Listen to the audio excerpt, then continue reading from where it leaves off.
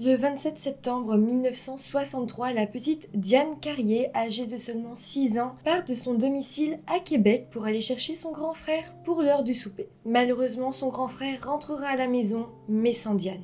Cette histoire de disparition est la plus longue connue dans la ville de Québec aujourd'hui et elle continue d'éveiller la curiosité des enquêteurs. Pour tout savoir sur la triste et mystérieuse disparition de Diane Carrier, lançons-nous maintenant dans la vidéo.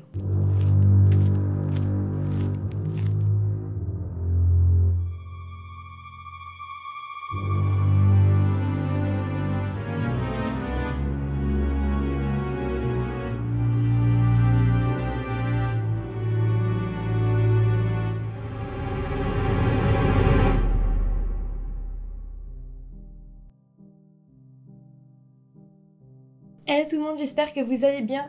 Alors aujourd'hui j'avais envie de vous parler avant de commencer la vidéo et j'avais envie de vous dire que j'ai un projet qui est de faire une vidéo avec vos témoignages par rapport à des choses qui sont un peu actuelles. Donc par exemple soit des personnes qui auraient été droguées à leur insu ou des personnes qui auraient été suivies dans la rue.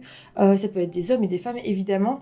Donc voilà, j'aimerais bien si vous avez ce genre d'histoire et que vous avez envie de la partager, soit vous pouvez me l'envoyer via Instagram en message privé ou via mon mail que je mets juste en dessous. Et aussi il y a la partie 2 de vos histoires paranormales qui va bientôt sortir sur la chaîne. Merci, j'ai quand même eu pas mal de témoignages et donc j'ai assez hâte de vous les partager. Bon, maintenant tout ça est dit, lançons-nous dans la vidéo. Donc comme je vous l'ai dit dans l'intro de la vidéo, cette disparition est la plus longue connue dans la ville de Québec. La petite Diane Carrier a disparu en 1963, donc ça fait déjà quand même vraiment longtemps qu'elle a disparu et cette histoire est irrésolue encore aujourd'hui. Diane Carrier est une petite fille de 6 ans qui habite avec ses parents, Gabriel Côté, sa maman, et avec son papa dont je n'ai pas réussi à trouver le nom. Elle a aussi 2 frères, Michel 3 ans et Adolphe 7 ans. La petite famille vit au Canada, dans la ville de Québec, sur la place Royale près du Vieux-Port. Venons-en maintenant à la journée du 27 septembre 1963. Ce jour-là, Adolphe Carrier, qui est le grand frère de Diane,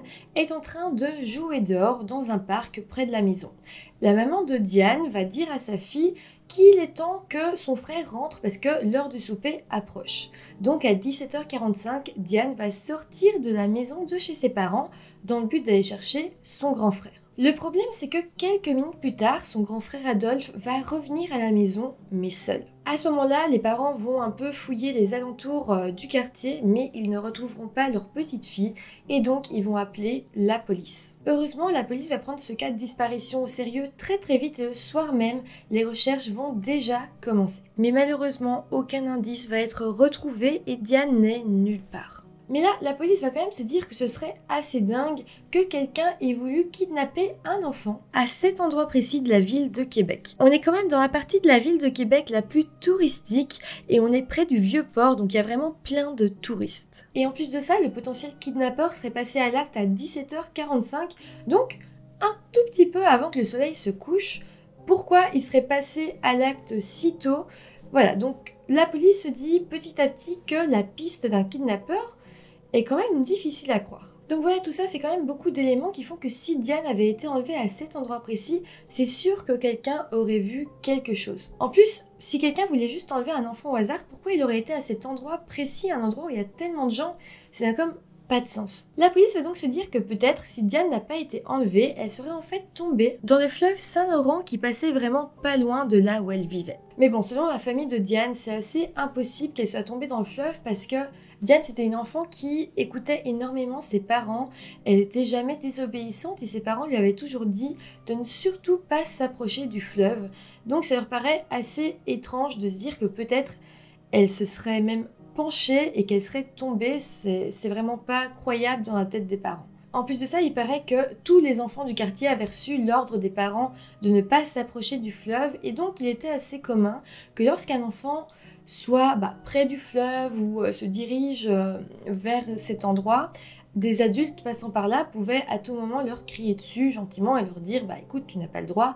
Et il arrivait même que des adultes puissent donner des punitions à des enfants s'ils s'approchaient du fleuve. Donc vraiment personne n'aurait laissé cette petite fille s'en approcher. Bon, pour être sûr, la police va quand même fouiller le fleuve à l'endroit qui se trouve le plus proche de la maison des Carrier, mais évidemment, ils ne trouveront rien. J'ai été voir sur internet et c'est vrai que la bordure à certains endroits est assez basse, et donc c'est peu safe, mais bon, je me dis aussi que elle était beaucoup plus petite qu'un adulte, et donc la bordure était plus difficile à franchir aussi pour une petite fille. En plus de ça, je doute que même s'il avait été jusqu'au fleuve, jusqu'à devant la bordure, je pense pas qu'elle serait montée dessus, je pense pas qu'elle aurait vraiment pris des risques. La police va donc se dire que si Diane a bel et bien été enlevée, il y a de fortes chances qu'elle connaissait son kidnappeur, ce qui fait qu'elle n'aurait pas crié et que l'enlèvement n'aurait éveillé aucun soupçon. La police va donc poser quelques questions aux voisins, ce sera plus des questions du genre est-ce que vous avez vu une petite fille crier ou quoi, mais plutôt des questions, est-ce que vous avez vu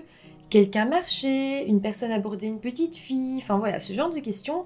Et des voisins vont expliquer qu'en fait, ils ont vu quelques jours avant l'enlèvement de Diane une voiture tourner autour du domicile de ses parents.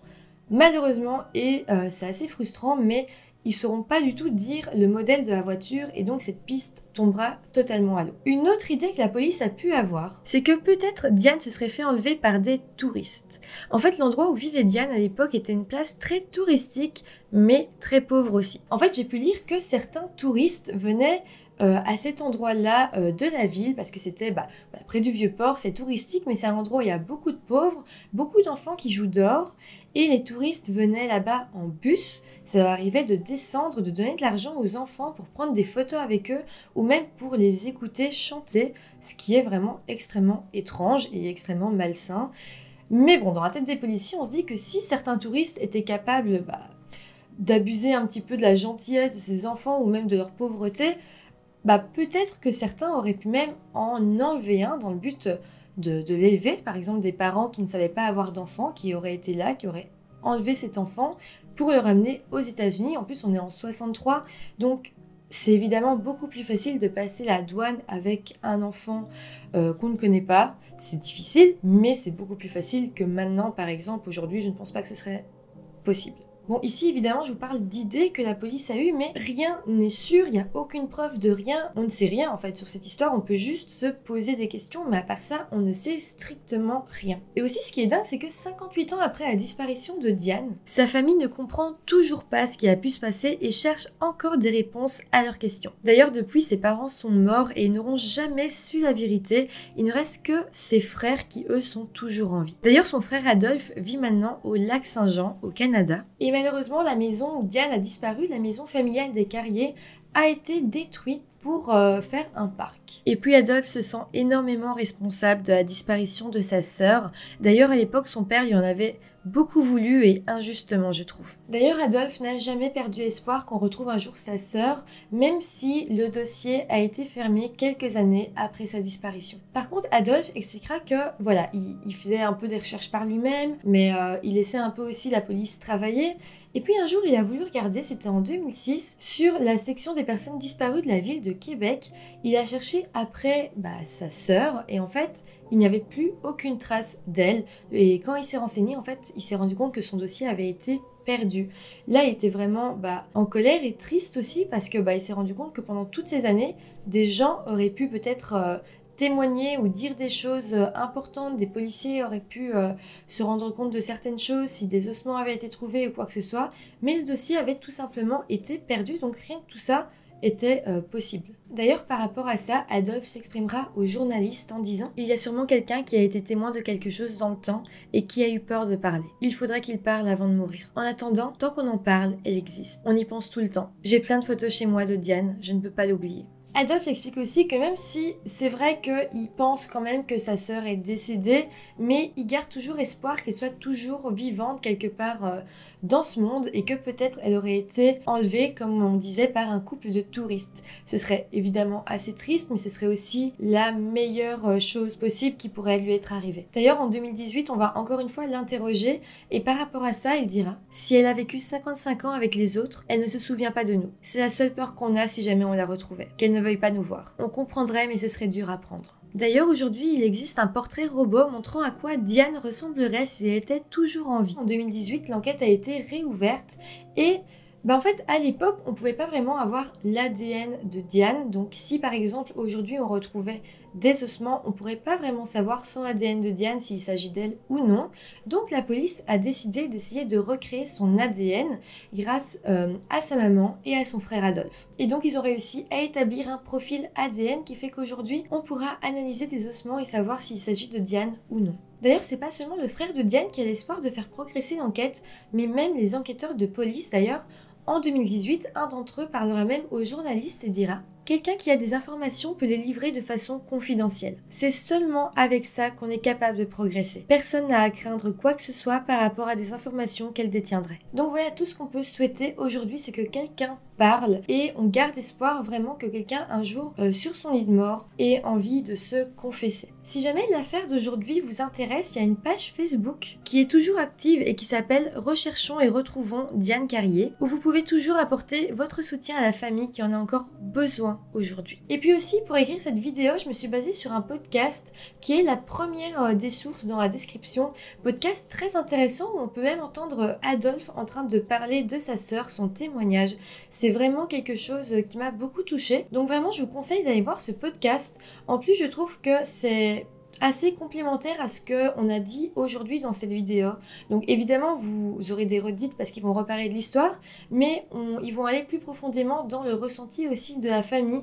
Et je trouve que ça peut vraiment permettre de comprendre même la détresse d'une famille presque 60 ans après la disparition de quelqu'un. Par contre, le podcast est en non répertorié, donc vous devez cliquer directement sur mon lien que je vous ai mis dans ma barre d'infos pour pouvoir le retrouver. Bon, sinon c'est comme ça que se termine cette vidéo. J'espère que l'histoire vous aura intéressé. Si c'est le cas, n'hésitez pas à mettre un petit pouce en l'air, ça fait toujours plaisir.